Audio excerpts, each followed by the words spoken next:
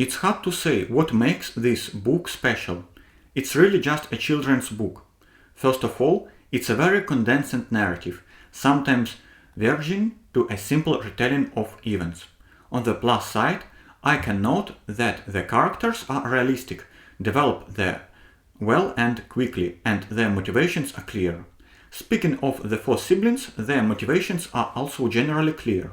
Helping the Narnians, having adventures. I'd say it was a very interesting read as a child.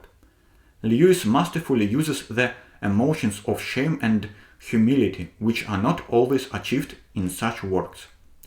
Aslan's sacrifice is touching not so much because he died, since he seemed to know he would be resurrected, but because of the degree of humiliation he was willing to endure for others.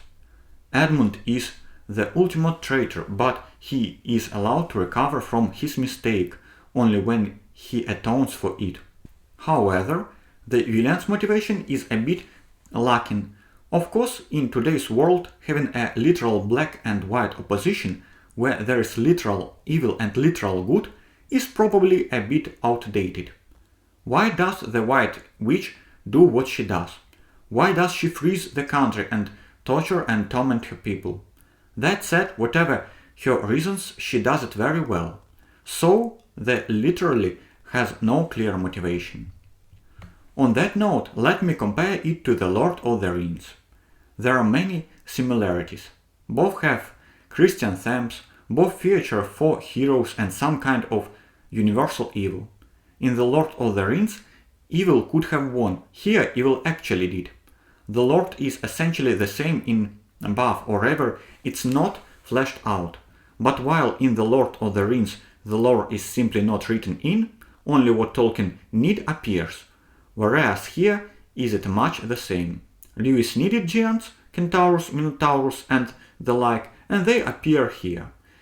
Incidentally, the Chronics of Narnia are more powerful than The Lord of the Rings in terms of plot. Furthermore, there are strong conservative accents. I understand Lewis disliked the separation of religion and education. Regarding the religious subtext, it has probably lost its meaning for modern readers, as few have truly read the Gospels and know what happened there why. So people know who Jesus Christ is, but perhaps few understand why he was crucified and so on, in terms of religious symbolism.